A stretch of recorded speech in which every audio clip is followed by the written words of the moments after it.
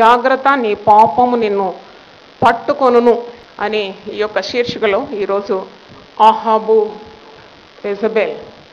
మనం ఇలాగ జంటలను కూడా ధ్యానించినాం. అననీయ సఫీరా భార్యాభర్తలు వీరి గురించి వీరు ఎలాగ పాపం కట్టుకున్నారు, పాపం యొక్క జీతం శాపం మరణం ఎలాగ అనుభవించినారో ఈరోజు మనం వాక్యం నుండి ధ్యానించాలి.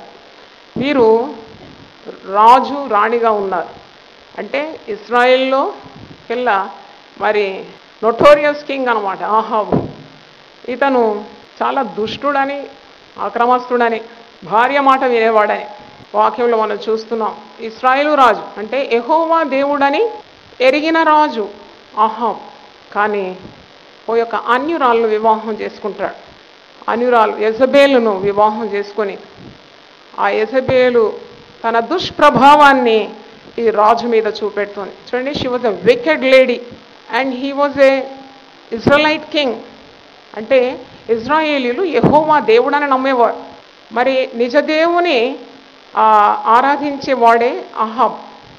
కానీ అన్యురాలైన యెజబెలుతో సంబంధం కుదిరి ఆ స్త్రీ ఎంత దుర్మార్గపు స్త్రీ అంటే తన దుర్మార్గము, తన ఆ స్వభావం అంతా కూడా ఆ యొక్క ప్రభావాన్ని తన భర్త మీద చూపెడుతుంది. నేను ఒక దగ్గర చదివినాను, ఒక నీతిమంతుడు ఒక దుర్మార్గురాల్ని వివాహం ఆడితే తప్పకుండా ఆ నీతిమంతుడు కూడా ఏమైపోతాడట, దుర్మార్గుడు అవుతాడు. కానీ ఒక దుర్మార్గుడు ఒక మంచి గుణవతిని పెళ్లి చేసుకుంటే కొంతకాలం అయిన తర్వాత ఈ దుర్మార్గుడు ఏమైపోతాడంట, గుణవంతుడు అయిపోతాడు. అలాగుంటుంది ఒక భార్య ప్రభావం తన భర్త మీద. ఒక మంచి భర్త దుర్మార్గ స్త్రీని చేసుకుంటే కొద్ది కాలంలో వాడు కూడా దుర్మార్గుడు అయిపోతాడు. స్త్రీలు తమ సత్ప్రవర్తన ద్వారా వాక్యము లేకుండానే వారి పురుషులను మంచి మార్గానికి నడిపిస్తారని వాక్యం బోధిస్తుంది. అంటే that is the influence of a woman. అందుకే the role of woman in a house or in a church or in a society is very important. Pivotal role చాలా ప్రాముఖ్యమైంది. ఒక స్త్రీ యొక్క మరి ఆమె పాత్ర, స్త్రీ పాత్ర చాలా ప్రాముఖ్యమైంది. ఒక మంచి కుటుంబంలో ఆ ఇల్లాలు చెడు స్త్రీ అయితే కుటుంబం అంతా పాడైపోతుంది. పిల్లలు పతనమవుతారు, ఆ భర్త పెడదారులు పోతాడు, ఇంటికి కీడు శాపం వచ్చేస్తుంది. కానీ ఎటువంటి మరి ఆ మంచితనం లేని కుటుంబంలో ఒక మంచి సత్ప్రవర్తన కలిగి గుణవతి అయిన భార్య ఉంటే, తల్లి ఉంటే తప్పకుండా ఆమె ప్రార్థనల ద్వారా, ఆమె మరి సుగుణాల ద్వారా భర్త పిల్లలు అందరూ కూడా దేవుని పట్టాల మీదనే ఉంటారు, తప్పకుండా ఉంటారు. దేవునికి స్తోత్రం, hallelujah. That is the power of a woman అనమాట. మరి ఇక్కడ చూడండి, మనకు ఈ భార్యాభర్తలను చూస్తే ఈ యెజబెలు రాణికి ఎంత ప్రభావము ఆమె ఒక ఇశ్రాయేలు రాజు ఆహాబ్ మీద చూపెట్టింది, మొత్తాన్ని మార్చేసింది. ఈమె మరి ఒక రాజకుమార్తెనే, షీ వాజ్ ఎ ప్రిన్సెస్, ఒక రాజు కూతురు అన్నమాట. ఈమె రాజకుమార్తె. మరి ఈమెలో చాలా దుర్మార్గం ఉన్నట్టు వాక్యంలో మనం చూస్తున్నాం. ఒక దుష్టురాలని వాక్యంలో ఉన్నది. తర్వాత ఈమె జారత్వము, చిల్లంగితనం చేసేదని పరిశుద్ధ గ్రంథంలో 2వ రాజులు 9:22 ఉంది. మరి అలాగే ఈమె అన్యాయస్తురాలని కూడా వాక్యంలో మనం చూస్తున్నాము. భయంకరమైన విగ్రహారాధికురాలంటే she was a total idol worshipper. బయలుదేవతలను, ఆషేరు దేవతలను ఈమె చాలా పూజించేది. మరి తన దేశంలో ఉన్న దేవుని ప్రవక్తలను, యెహోవా ప్రవక్తలను చంపిన స్త్రీ అన్నమాట. మరి ఇశ్రాయేలు వాడు ఆహాబు నిజ దేవుని కొలిచేవాడు, జీవం గల దేవుని మరి ఆరాధించేవాడిని మొత్తానికి ఆమె దుష్ప్రభావం చేత ఒక విగ్రహారాధనగా తయారు చేసేసింది. భర్తను చెడగొట్టిన స్త్రీ. చాలామంది స్త్రీలు తమ భర్తలు చెడగొట్టుకుంటారు. అట్టి స్త్రీలో ఉన్నారని మీరు ఇక్కడ స్త్రీలు ఉన్నవారందరూ కూడా ఒక్కసారి సెల్ఫ్ చెక్ యువర్ సెల్ఫ్. మిమ్మల్ని మీరు పరిశోధించుకోవాలి. భర్తను చెడగొడుతున్నావా? నీ భర్త కొరకు కన్నీళ్లు గార్చి ప్రార్థన చేసి మంచి మార్గంలో తిప్పడానికి ప్రయత్నిస్తున్నావా? జ్ఞానవంతురాలు తన ఇల్లు ఏం చేస్తుంది? కట్టుకుంటుందంట. 3 రాళ్ళు తన చేతులతో తన ఇల్లు ఊడబెరుకుంటున్నారు. జ్ఞానవంతురాలు ఎప్పుడు కడుతుంది.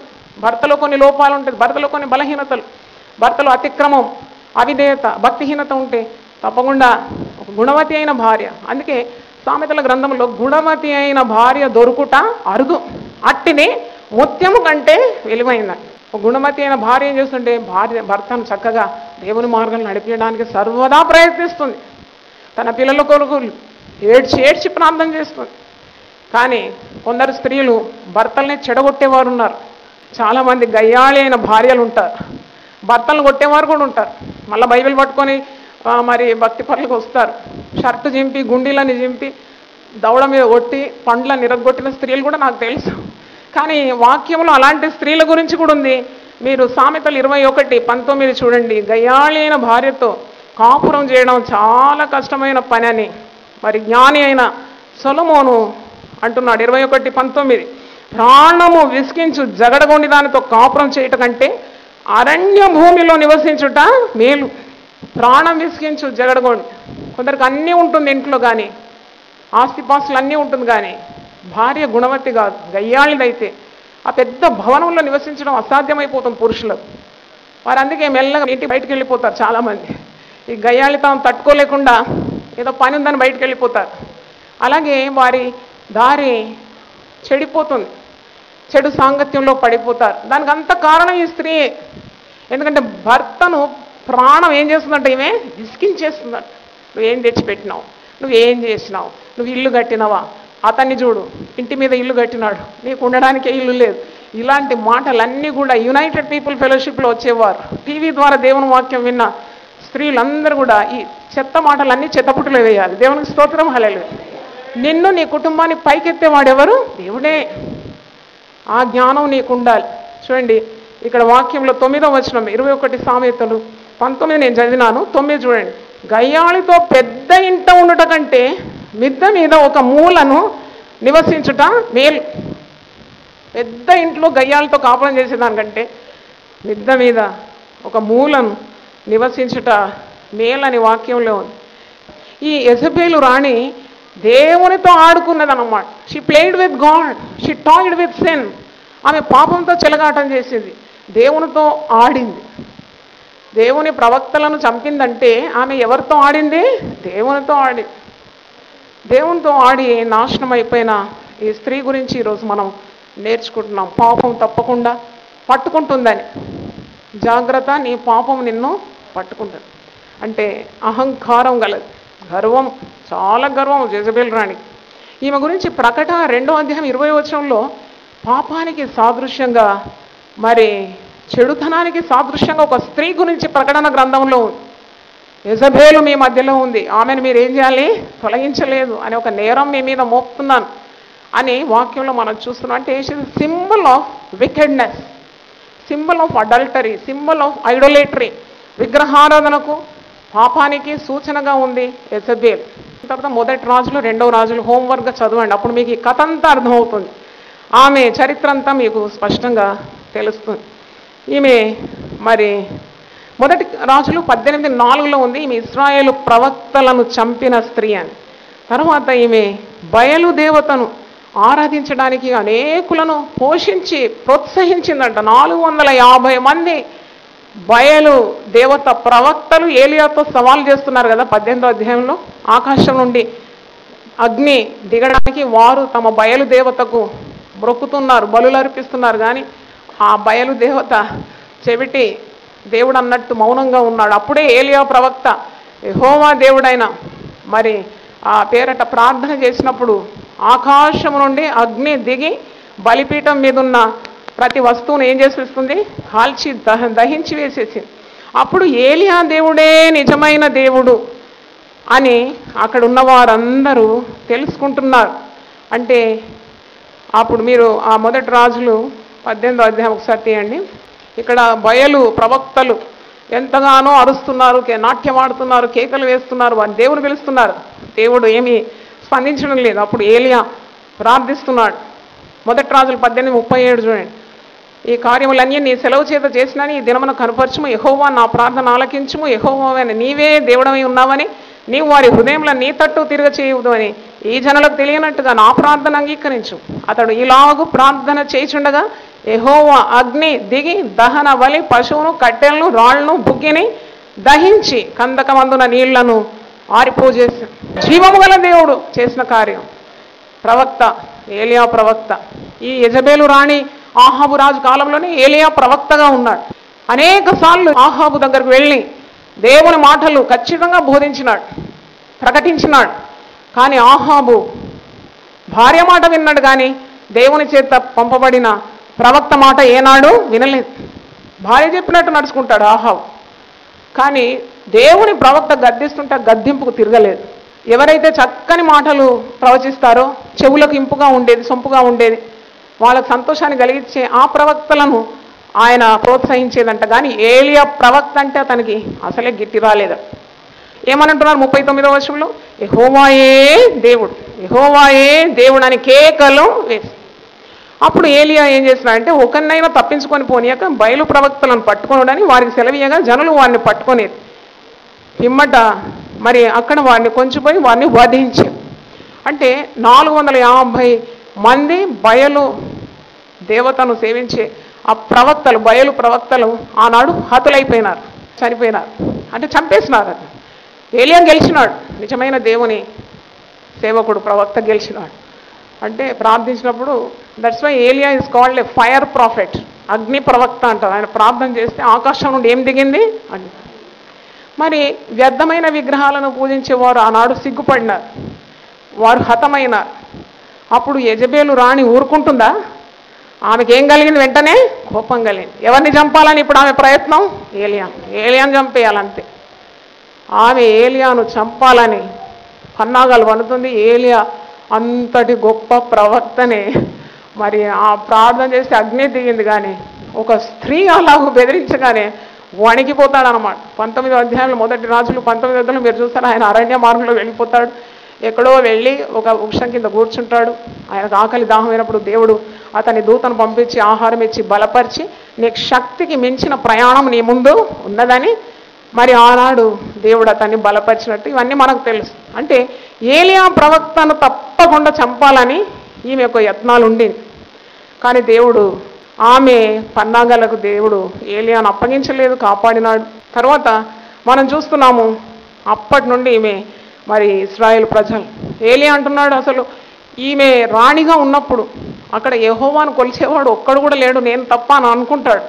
అప్పుడే దేవుడు బయలుపరుస్తాడు, నువ్వు కాదు, ఇంకా ఒక 7,000 మంది ఉన్నారు, వారు మరి బయలుకు మ్రొక్కని వారు ఉన్నారని ఏలియా తెలుసుకుంటున్నాడు. ఇలాంటి దుష్టురాలన్నమాట.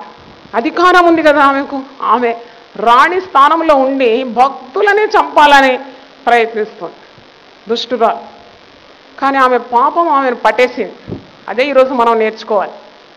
ఆహాబు ఒక దుష్టురాలైన భార్య ఇచ్చే సలహాలను తీసుకున్నందుకు ఆహాబు కూడా శిక్ష తప్పలేదు. ఆహాబు కూడా భయంకరమైన మరణాన్ని ఎదుర్కొన్నాడని మనం ఈ వాక్యంలో చూస్తున్నాం. మరి ఒక దుష్ట కార్యం చేస్తుంది యెజబెల్. మీరు మొదటి రాజులు 21వ అధ్యాయంలో చూసినప్పుడు నాబోతు అనే ఒక వ్యక్తి ద్రాక్ష తోటను ఆశపడతాడు. రాజైన ఆహాబు నాబోతు మరి ఒక ద్రాక్ష తోట కలిగి ఉంటాడు. ఆహాబు ఆ ద్రాక్ష తోట మీద కన్నేస్తాడు. చూడండి, ఎప్పుడు కూడా దురాశ దుఃఖానికి చేటే. దురాశ గర్భం ధరించి పాపాన్ని కంటుంది, పాపము పరిపక్వమై ఏం కంటుందంట? మరణాన్ని కంటుంది. అందుకే నీ హృదయంలో ఎప్పుడైనా దురాశ, ఇతరుల సొమ్ము మీద నీకు మమకారం, ఆశ కలిగితే వెంటనే దాన్ని బంధించాలి. అందుకే నోవహుకు దేవుడు ఓడ చేయమని ఆజ్ఞ ఇచ్చినప్పుడు ఓడకంతా ఏం భూయమన్నాడు? కీలు భూయి. ఎందుకంటే ఆ నీళ్లు లోపలికి రాకూడదు. లోకం నీలోకి ప్రవేశిస్తే, పాపం నీలోకి ప్రవేశిస్తే తప్పకుండా నీ జీవిత నావ ఏమైపోతుంది? మునిగిపోతుంది. మరి ఈ స్త్రీ లోపట ఉన్న ఆశలు చూడండి, ఆహాబు లోపట ఉన్న దురాశ, నాబోతు ఒక ద్రాక్ష తోట మీద ఆశ. ఎందుకంటే రాజ్యమంతా ఆయన చేతిలో ఉంటే ఒక సామాన్యుని ద్రాక్ష తోట ఎందుకు ఈయనకు? అందుకే చూడండి ఎంత పరుల సొమ్ము ఆశిస్తున్నాడు. మరి నాబోతు అంటాడు, ఇది నా పిత్రార్జితము, నేనెంత మాత్రము నా పిత్రార్జితాన్ని నేను వదులుకోను. ఫాదర్స్ ప్రాపర్టీ, యాన్సిస్ట్రల్ ప్రాపర్టీ, పిత్రార్జితాన్ని నువ్వు అమ్మకూడదని పరిశుద్ధ గ్రంథంలో ఉంది. ఎందుకంటే నీ పితరులు ఎంత కష్టపడి సంపాదించి నీ చేతికి ఇస్తే అది నువ్వు అమ్ముకొని మరి దాన్ని వ్యర్థం చేస్తే ఎంత శాపగ్రస్తమైంది. You have to get the blessing of your ancestors. వాళ్ళు ఎంతో శ్రమపడి నీకు ఇలాగూ మరి అన్ని కట్టి చేసి అంత రెడీమేడ్గా నువ్వు అనుభవించడానికి ఇస్తే అది నువ్వు అమ్ముకోకూడదు కదా. వాక్యం అలాగే ఉంది, పిత్రార్జితాన్ని నువ్వు అమ్మకూడదని. మరి నాబోతు అంటున్నాడు, వాక్య ప్రకారమే అంటున్నాడు, ఇది నా పిత్రార్జితము, ఇది నేను వదులుకోను. రాజుతోనే అంటున్నాడు. ఆ రాజు ఆ రోజు ఏం చేసినాడంట? 4వ వచనం చూడండి, 1 రాజులు 21:4. నా పిత్రార్జితమును నీకియ్యనని యెజ్రెయేలు వాడైన నాబోతు తనతో చెప్పిన దాన్ని బట్టి ఆహాబు మూతి ముడుచుకొనిన వాడై కోపంతో తన నగరునకు పోయి మంచం మీద పరుండి ఎవరితోనూ మాట్లాడకయో భోజనం చేయకయో ఉండేను. ఎవరితో సొమ్ము కావాలి? రాజుకి ఎంత ఉంటుంది ఆస్తి? అంతా ఆయనదే కదా. కానీ ఒక సామాన్యుని ద్రాక్ష తోట కోరి వాడు ఇవ్వనంటే వెంటనే ఈ రాజు మూతి ఏం చేశాడంట? ముడుచుకున్నాడు. ఈ మూతి ముడుచుకునే వాళ్ళందరూ చాలా డేంజరస్ అనమాట. ఏమనంటే మూతి ముడుచుకుంటాం. మూతి ఎందుకు ముడుచుకుంటాం? భక్తిహీనులే ముఖము మార్చుకుంటారు. దేవుని బిడ్డలు ఎప్పుడు ఆనందంతో ఉంటారు. ఏమున్నా ఏం లేకున్నా సంతోషం. హల్లెలూయా. ఏమున్నా దేవుడు ఉన్నాడు అంతే. నీ పాలు నీ స్వాస్థ్యము నేనే అన్నాడు కదా, ఇంకా నాకేం తక్కువ. కానీ ఆహాబు ఎంత ఆశపరుడు చూడండి. ఇతరుల సొమ్ము ఆశ, పరాయి వాని సొమ్ము కావాలాడు. అప్పుడు యెజబెల్ రాణి వస్తుంది. ఏమే మరి చాలా దుర్మార్గ స్త్రీ కదా. వచ్చి భర్తను అడుగుతుంది, ఏంటి అలా పండుకున్నావు, ఎందుకు మూతి ముడుచుకున్నావు, ఏమైంది నీకు, వాట్ ఈజ్ యువర్ ప్రాబ్లం? అప్పుడు ఈయన ప్రాబ్లం చెప్పినాడు భార్యకు. She's a very capable lady కదా. ఆమె తన సామర్థ్యం అంతా వాడి నాబోతును ఆ రోజు చంపించేస్తుంది. రాతి దెబ్బలతో నాబోతును ప్రత్యక్షంగా జనాల దగ్గరికి ఈడ్చుకొని వచ్చి రాతి దెబ్బలతో నాబోతును చంపుతుందని 14వ వచనం చూడండి. నాబోతు రాతి దెబ్బల చేత మరణమాయనని వారు యెజబెలుకు వర్తమానము పంపగా నాబోతును చంపి, ఈ స్త్రీ దుర్మార్గ స్త్రీ నాబోతును చంపి వారి ద్రాక్ష తోటను ఆక్రమించుకుంటుంది. అప్పుడు దేవుడు ఏలియాకు మాట సెలవిస్తున్నాడు. 19వ వచనం, ఏలియాకు దేవుని వాక్కు ప్రత్యక్ష. దేవుడు చూసే దేవుడు కదా. ప్రతి అతిక్రమాన్ని ఎవరు చూస్తున్నారు? దేవుడు. ప్రతి పాపాన్ని ఎవరు చూస్తున్నారు? మనం అని కూడా దేవుడు చూడడం లేదని. నీవు అతన్ని చూచి ఇలాగూ ప్రకటించుము, యెహోవా సెలవిచ్చినదేమనగా దీని స్వాధీనపరచుకున్న వల్లని నీవు నాబోతును చంపిదివి కదా. యెహోవా సెలవిచ్చినదేమనగా ఏ స్థలమందు కుక్కలు నాబోతు రక్తమును నాకెను, ఆ స్థలమందే కుక్కలు నీ రక్తమును నిజముగా నాకునని అతనితో చెప్పాను. అలాగే సంభవించేది. 25వ వచనం చూడండి. తన భార్య అయిన యెజబెలు ప్రేరేపణ చేత యెహోవా దృష్టికి కీడు చేయ తన్ను తాను అమ్ముకొనిన ఆహాబు వంటి వాడు ఎవ్వడునో లేడు. భర్త చెడు చేస్తే భార్య వెనుకుండి ఆ చెడు నుండి తొలగించుకోవడానికి ప్రయత్నించాలి. కానీ భర్తను మరి గొయ్యిలో దోసినట్టే నాశనానికి నెట్టివేసింది ఈ యొక్క దుర్మార్గపు భార్య యెజబెలు రాణి అని మనకు అర్థమవుతుంది. ఈమె మరి తన భర్తను పోగొట్టుకుంది. She became a widow. రాణి మరి రాజు అయిన ఆహాబు చంపివేయబడుతున్నాడు. తర్వాత తన కుమారుడు కూడా శత్రువుల చేత చంపబడుతున్నాడు. భర్త శోకము పుత్ర శోకం అనుభవించేది దుష్టురాలు, దుర్మార్గ స్త్రీ, దేవునితో ఆట ఆడుకున్న స్త్రీ, దైవ ప్రవక్తలను చంపిన స్త్రీ ఆ కీడు యొక్క ఫలాన్ని తన జీవితంలో బాగా అనుభవించిందని మనకు అర్థమవుతుంది.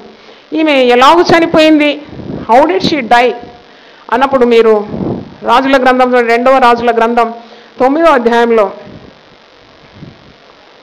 30 నుండి నేను చదువుతాను, జాగ్రత్తగా మీరు గమనించండి. ఆమె చావు.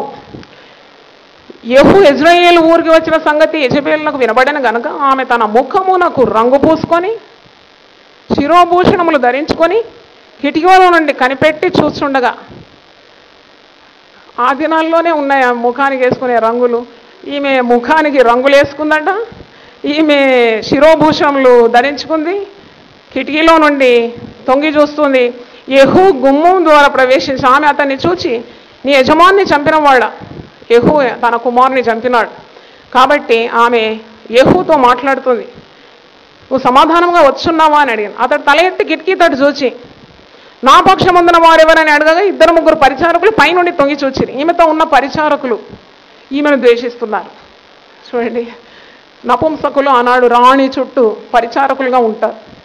కింది నుండి యెహూ అడుగుతున్నాడు, ఆయన రాజు కదా, మరి ఆయన రాజాసనానికి వచ్చిన వాడు, ఆయన అడుగుతున్నాడు నా పక్షమందున్న వారెవరు అన్నప్పుడు ఈమె పక్షం ఉన్న వారే ఆయన పక్షం అయిపోయి ఈమెను మీద నుండి ఏం చేస్తారు చూడండి 33వ వచనం, దీనిని కింద పడవేయడని అతడు చెప్పగా వారు దానిని క్రిందికి పడద్రోసినందున దాని రక్తంలో కొంత గోడ మీదను గుర్రముల మీదను చిందెను, మరియు గుర్రముల చేత దాన్ని తొక్కించాను. అతడు లోపల ప్రవేశించి అన్నపానములు చేసిన తర్వాత ఆ శాపగ్రస్తురాలు, యెహూ అంటున్నాడు శాపగ్రస్తురాలు ఈమె రాజకుమార్తె గనుక మీరు వెళ్ళి దాన్ని కనుగొని పాతి పెట్టుడని ఆజ్ఞయ్యగా. అరే ఈమె రాజకుమార్తె కదా, శాపగ్రస్తురాలే, కానీ ఒక రాజకుమార్తెకు తగినట్టుగా ఈమెను సమాధి చేయాలి అంటే గోడ మీద నుండి కిటికీ మీద నుండి కిందికి చూస్తుంది. అప్పుడు మరి యెహూ వచ్చినాడు, వచ్చి ఆమె పరిచారకులతో మాట్లాడుతున్న నా పక్షమందున్న వారు ఎవరు అని అడగానే వారు ఇతని పక్షానే ఉన్నారు, ఈమెకు విరోధులే. ఆమెను మీద నుండి కిందికి నెట్టివేయగానే ఆమె రక్తం ఒలికి ఆమె దేహమంతా చిందరవందర అయిపోయింది. చదవండి 35వ వచనం, వారు దానిని పాతి పెట్టబోయిరి, అయితే దాని కపాలమును పాదములను అరచేతులు తప్ప మరి ఏమీ కనబడలేదు. పాదములు ఒక దగ్గర, కపాలం ఇంకో దగ్గర, కపాలం అంటే పుర్ర, మరి ఇంకో చేతులు ఒక దగ్గర, కాళ్ళు ఒక దగ్గర, అలాగూ చిందర వందరగా ఆమె దేహం అయిపోయింది. వారు తిరిగి వచ్చి అతనితో ఆ సంగతి తెలియజెప్పగా అతడు ఇట్లనే, ఇది యెజబెల్ అని ఎవరినూ గుర్తుపట్టలేకుండా ఇజ్రాయేలు భూభాగమందు కుక్కలు యెజబెలు మాంసము తినును, యెజబెల్ యొక్క కళేబరము ఇజ్రాయేలు భూభాగమందున పెంటవలే పడును అని తన సేవకుడు తిష్బీయుడకు ఏలియా ద్వారా యెహోవా సెలవిచ్చిన మాట చొప్పున ఇది జరిగింది. ముందే ప్రవక్త ఏలియాకు ఆహాబు మరణం ఎలా ఉంటుంది, యెజబెలు మరణం ఎలా ఉంటుంది దేవుడు సెలవిచ్చినాడు. అలాగే జరిగింది. దేవుడు తన ప్రవక్తకు సెలవిచ్చిన మాట అక్షరాల జరిగింది. ప్రసంగి గ్రంథంలో ఒక మాట ఉందండి, ఒక మనిషికి మంచి మరణం చాలా అవసరం, మంచి భూస్థాపన కూడా జరగాలి అని ఇక్కడ వాక్యంలో ఉంది. ప్రసంగి 6:3, ఒకడు 100 మంది పిల్లలను కానీ, ప్రసంగి 6:3 నేను చదువుతున్నాను, ఒకడు 100 మంది పిల్లలను కానీ దీర్ఘాయుష్మంతుడై చిరకాలము జీవించిన అతడు సుఖానుభవం ఎరగకయు తగిన రీతిని సమాధి చేయబడకయు ఉండిన ఎడల వాని గతి కంటే పడిపోయిన పిండం యొక్క గతి మేలు. సరి అయిన విధంగా సమాధి జరగలేదంటే వాడు 100 ఏళ్ళు బతికినా, 100 మంది పిల్లలు కన్నా, దీర్ఘాయుష్మంతుడై ఉన్నవాడైనా చక్కని రీతిలో అతనికి సమాధి జరగలేదంటే వాని గతి కంటే పడిపోయిన పిండం గతి మేలంట. కనుక ప్రార్థన చేయాలి. ప్రతి ప్రార్థనలో నువ్వు నీ అంతం ఎలాగుంది ఆలోచించాలి. నేనైతే అదే నేర్చుకున్నాను. How will be my end. అవును, ఏనాటి కీడు అనేది చాలు, దేవుడు మనకు తోడున్నాడు, ఆయన కృప మనకు చాలు, అంతా బాగుంది. కానీ ఒకవేళ నువ్వు పాపం చేస్తే దేవుడు క్షమిస్తాడనే బోధలు విని విని పాపము చేయడానికి తెగించి చేయడాన్ని హేయ కార్యాలు చేసి దేవునికి నీ హృదయంలో చోటు లేదు, దేవుడు నిన్ను ఒకవేళ భ్రష్ట మనసుకు అప్పగిస్తే నీ పరిస్థితి ఏంటి? How will be your end? పాపం తప్పకుండా నిన్నేం చేస్తుంది? పట్టేస్తుంది కదా. 8:13, మీరు శరీరానుసారంగా ప్రవర్తించిన ఎడల చావలసిన వారై ఉందరు, కానీ ఆత్మ చేత శరీర కార్యములను చంపిన ఎడల మీరు జీవించదు. ఒకడు సర్వలోకాన్ని సంపాదించిన వాని ఆత్మను పోగొట్టుకుంటే వాని వల్ల ఏమీ ప్రయోజనం? What is the use? అది కావాలంటావు, ఇది కావాలంటావు, అది నాకు కావాలంటావు, కానీ నువ్వు అన్నీ కూడగట్టుకొని దేవుడు ఇచ్చిన భర్త పోతే నీకేం లాభం? Jezebel lost her husband, lost her son, lost her family, lost her queenship, lost her life. ఆమె ప్రాణాన్ని కూడా ఆమె కోల్పోయింది. కాబట్టి ఈరోజు ప్రభువు మనతో మాట్లాడుతున్నాడు. దేవుని ఒకవేళ నువ్వు పక్కన పెడితే నాశనపు దారిలో నేను నడుస్తున్నావు అని, దేవుని మాటలను పెడచెవి పెడితే కూడా నీ యొక్క ప్రమాదమే నీకు మరి అంతంగా ఉంటుందని వాక్యము మనకు బోధిస్తుంది. 1 పేతురు 1వ అధ్యాయము 14-16 మిళితమైంది. నేను చదువుతాను. నేను పరిశుద్ధులై ఉన్నాను గనుక మీరును పరిశుద్ధులై ఉండడని వ్రాయబడినది. కాగా మీరు విధేయులకు పిల్లలై మీ పూర్వపు అజ్ఞానపు దశలో మీకుండిన ఆశలను అనుసరించి ప్రవర్తింపగా మిమ్మల్ని పిలిచిన వాడు పరిశుద్ధై ఉన్న ప్రకారము మీరును సమస్త ప్రవర్తన యందు పరిశుద్ధులై ఉండడి. హల్లెలూయా. దేవుడి వాక్యాన్ని దీవించునుగాక. ఆమేన్. తలలు వంచండి, ప్రార్థన చేసుకుందాం. ప్రభువా, గొప్ప దేవుడు, అనేక రీతుల్లో మమ్మల్ని ఆశీర్వదించినావు. ఎన్నెన్నో కార్యాలు మాకు ఈ లోకంలో దీవెనగా ఇచ్చినావు. ఆ దీవెనలను నీ యొద్ద నుండి మేము పొందుకున్నామనే జ్ఞానం మాకు దయచేయండి నాయన. యెజబేలు రాణి, అధికారం గల స్త్రీ, ఇశ్రాయేలుకు రాణిగా ఉండేది, రాజుగా ఆహాబును భర్తగా పొందుకుంది. అయినా ఆమె గర్వము ఆమెను అణిచివేసింది. దేవునితోనే ఆటలాడిన స్త్రీ అని, అలాగూ ఆమె నశించిందని మేము వాక్యం నుండి చూస్తున్నాం. అధికార దుర్వినియోగం, విగ్రహారాధన, వ్యభిచారము, చిల్లంగితనం, నైనా మరి జారత్వం, ఈ స్త్రీ వీటన్నిటికీ కూడా నిదర్శనంగా ఉందని నాయన ఈరోజు ఆహాబు యెజబేలు ద్వారా కూడా మాతో మాట్లాడి ఉన్నారు. నాయన నీకు స్తోత్రం. నీ వాక్యం ఏనాడు నిష్ఫలం కాదు. మంచి నేలను పడే విత్తనము నూరంతలుగా ఫలించాలని మేము కోరుతూ ఉన్నాం. కృపగల దేవ, నీరు కట్టి మీరే ఫలింపజేయండి. వచ్చిన బిడ్డలందరినీ కూడా దీవించండి. టీవీ ద్వారా దేవుని వాక్యం విన్న వారిలో కూడా మారు మనసు, హృదయం దయచేయండి. ఇంకా పాపంలోనే వారు నశించకుండా ఇప్పుడైనా ప్రభువా వారు మేల్కొని పాపాన్ని విసర్జించి దేవుని హత్తుకోవడానికి మీరు కృప చూపమని ప్రార్థిస్తున్నాం. సకల ఆశీర్వాదాలు మరి తండ్రి మీ బిడ్డల మీద మీరు కుమరించమని యేసు నామములో అడిగి వేడుకుంటున్నాను తండ్రి. ఆమేన్. హల్లెలూయా. దేవుడు మళ్ళీ సమృద్ధిగా దీవించును గాక.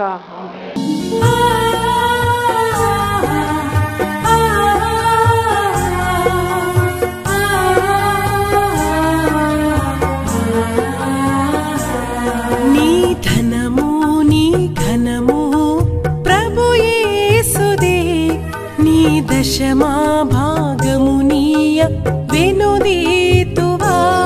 నీ ధనము నీ ఘనము ప్రభు యేసుదే, నీ దశమా భాగము నీయ వెనుదీతువా.